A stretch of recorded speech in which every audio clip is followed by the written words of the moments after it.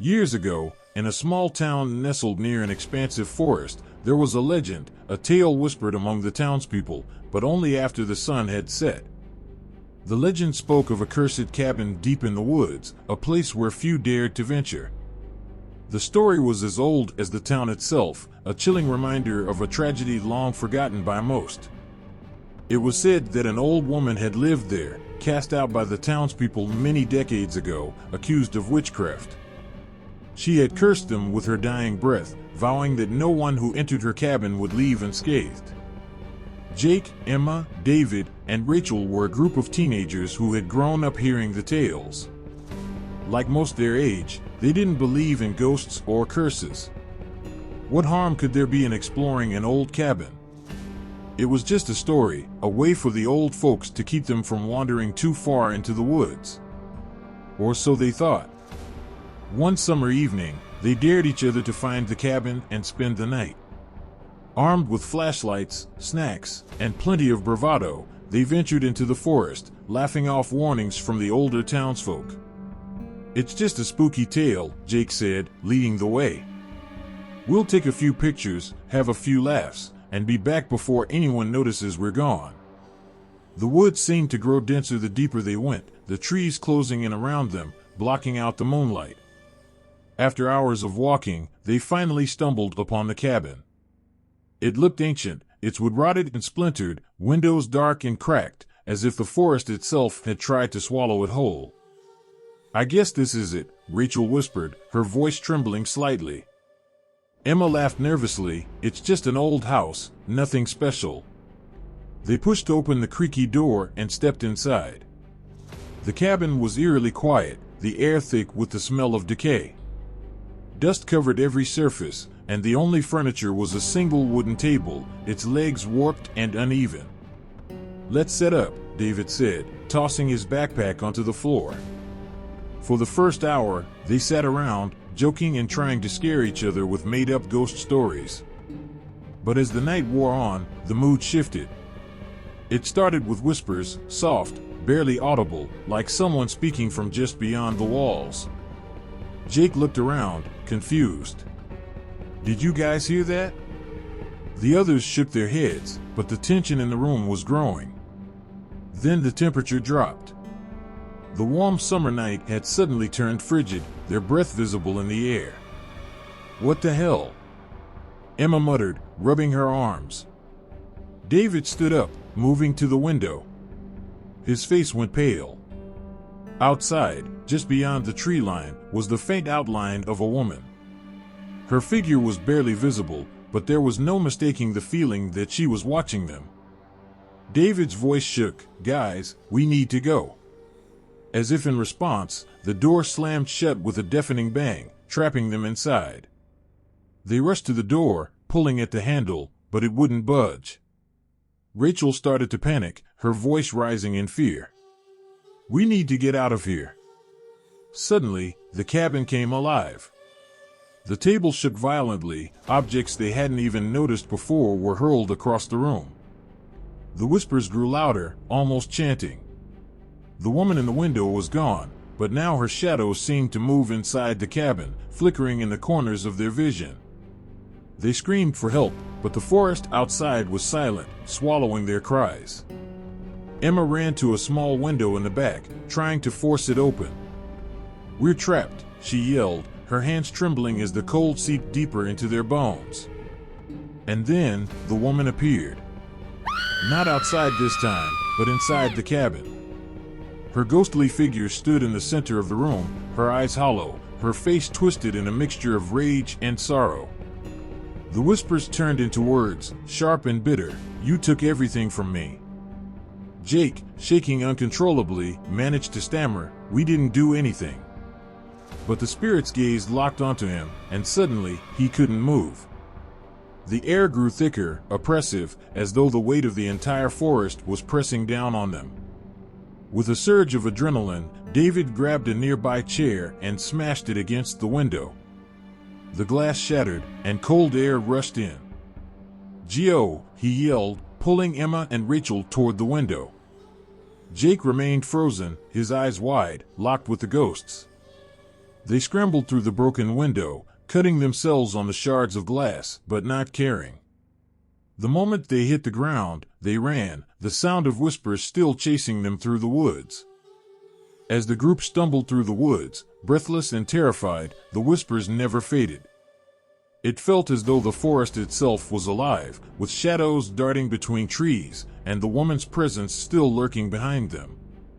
When they finally burst out of the woods and back into the safety of their town, they collapsed in the middle of the street, desperate for the nightmare to end. But as they caught their breath, Emma noticed something horrifying. Jake had a deep scratch down his arm, the same arm that had been frozen when the ghost locked eyes with him. It wasn't just a mark from the window, it was dark, swollen, and pulsing with an unnatural heat. His eyes grew wide in terror as he realized the truth. They might have escaped the cabin, but something had followed them. Over the next few days, Jake's condition worsened. The shadows in his room seemed to move on their own, and the whispers became a constant, haunting his every step. No matter what they tried, rituals, prayers, or even leaving town, the curse clung to them, growing stronger. One evening, as the group gathered in Jake's house, the lights flickered, and a familiar chill swept through the room. In the corner, the woman appeared once more, her hollow eyes fixating on Jake.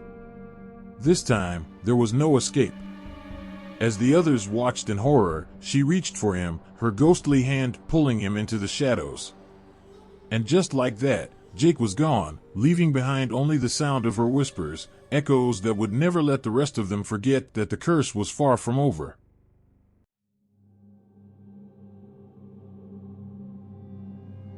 Emily and James had always dreamed of owning a home, and when they stumbled upon an old Victorian house on the outskirts of town, it felt like fate.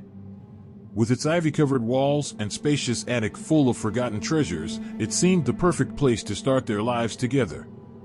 One afternoon, as they sorted through dusty boxes in the attic, they found something that would forever change their lives, an antique mirror. The mirror was grand, encased in an ornate, gold leaf frame, with intricate carvings of what looked like grim faces twisted in agony. Emily was immediately captivated by its eerie beauty, but James felt a deep unease when he saw it. "Maybe we should leave it up here," he suggested, wiping dust from his hands. But Emily shook her head. "It's gorgeous. It'll be perfect for the bedroom."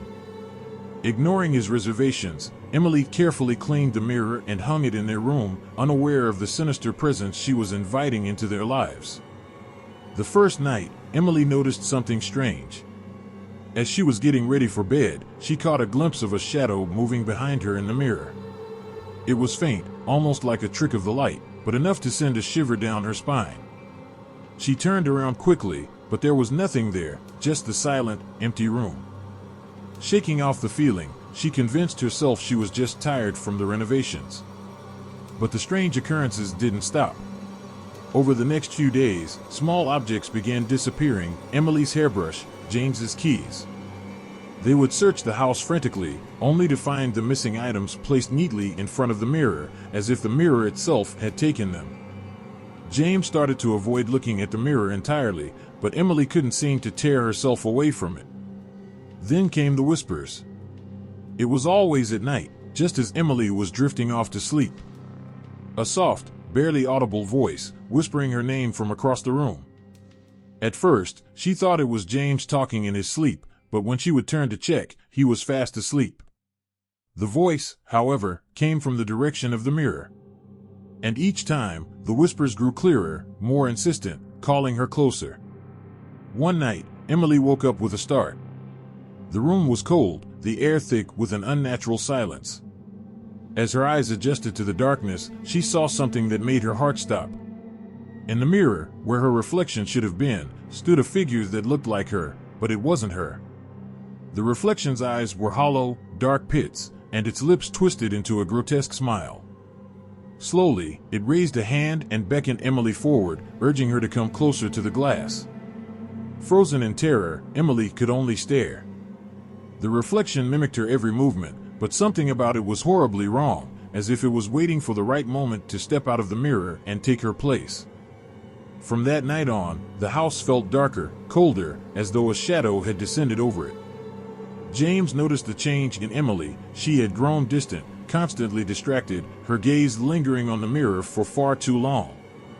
When he confronted her about it, she dismissed his concerns, but deep down, she couldn't shake the feeling that something inside the mirror was watching her, waiting. The reflection became more aggressive. It would move when Emily wasn't looking, always with that same terrifying smile. The whispers turned into voices, a chorus of urgent calls that echoed through the house. At times, Emily found herself standing in front of the mirror for hours, unable to remember how she had gotten there.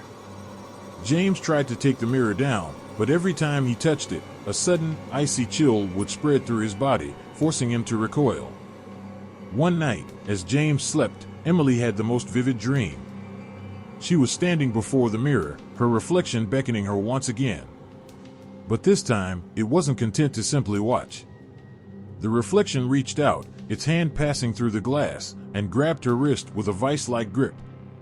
Emily screamed, trying to pull away, but the reflection was too strong.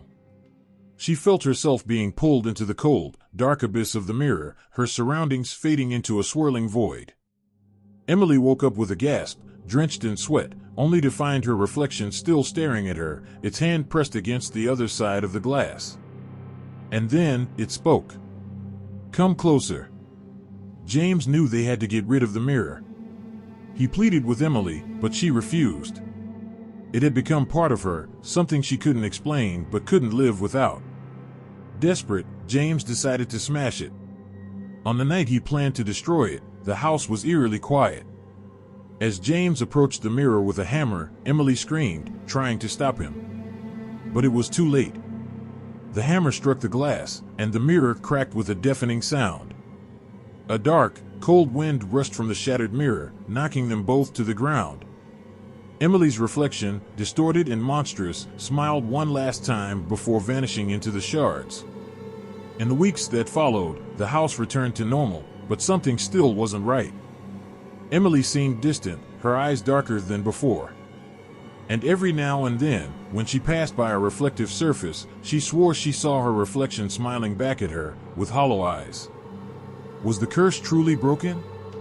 Or had the reflection finally taken her place?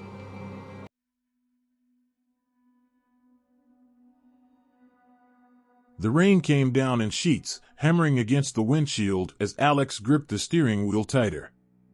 The rhythmic thudding of the wipers did little to clear his view as he drove along the empty stretch of road, miles away from civilization. His eyes were heavy, worn out from the long shift at work, and his only thought was getting home. The storm was relentless, and the rural road stretched endlessly into the dark. Lightning flashed, briefly illuminating the landscape, a glimpse of trees swaying in the wind, their twisted branches like fingers reaching for the sky. Then, in the glow of his headlights, Alex saw it, a figure standing by the side of the road, drenched from head to toe, thumb outstretched. Alex's foot instinctively hovered over the brake, his heart pounding. No one should be out here, he thought, glancing nervously in his rearview mirror as if expecting to see another car, but there was nothing. The road was completely deserted. He squinted, trying to get a better look at the figure. They were hunched over, their face obscured beneath a heavy, dripping hood. The rain poured off them in torrents, and yet they stood still, as if waiting patiently in the storm's fury. For a moment, Alex debated what to do. His mind raced with conflicting thoughts. He knew stopping for strangers in the middle of nowhere was a bad idea. His mother had always warned him about hitchhikers. But then again, leaving someone in this weather felt wrong. What if they were in danger? Against his better judgment, Alex slowly pulled to the side of the road. He rolled down the window just enough to speak. "You need a ride?" he asked, his voice barely audible over the roaring rain. The figure moved closer, their face still hidden beneath the hood. When they spoke, the voice was soft, almost whispering. "To the next town, please." Alex hesitated, glancing around. There was nothing out here for miles, no sign of any other travelers. Finally, he nodded. "Get in." The door creaked open, and the stranger slid into the passenger seat. Alex shivered as a gust of cold air followed them in. He glanced at the figure, but the hood was still pulled low, masking their features. The only thing visible was a pair of pale, thin hands resting on their lap. They drove in silence. The rain drummed against the roof, but inside the car, the air grew heavy, thick with an unexplainable sense of unease. Alex could feel it, like a weight pressing down on his chest.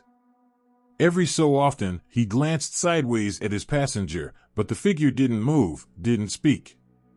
The only sound was the steady hum of the engine and the relentless rain. Minutes passed, though it felt like hours. The hairs on the back of Alex's neck prickled. Something was wrong. He could feel it deep in his gut, an instinct screaming at him that something wasn't right. Finally, unable to take the silence any longer, Alex turned to the stranger, ready to ask them where exactly they were headed. But when his eyes fell on the passenger seat, his breath caught in his throat. The seat was empty. His heart pounded violently in his chest. He blinked, rubbed his eyes, and looked again. There was no one there, no wet marks from where the stranger had sat, no sign that anyone had ever been in the car at all. Alex's hands shook as he gripped the steering wheel, trying to steady his breathing. I'm imagining things, he thought, but the overwhelming sense of dread told him otherwise. Every fiber of his being screamed that something was still with him. His eyes flicked to the rearview mirror. In the faint light of the dashboard, he saw it. A shadowy figure sitting in the back seat, hood still drawn over its face, staring directly at him. The car swerved as Alex's panic took over. He slammed the brakes, the tires screeching on the slick road. He turned around, his eyes wide with terror, but the back seat was empty. The night was still, save for the sound of his own ragged breathing. Alex sat there, heart pounding, afraid to move, afraid to even blink. But in the deafening silence that followed, he realized something chilling. The presence hadn't left. It was still there. Watching. Waiting.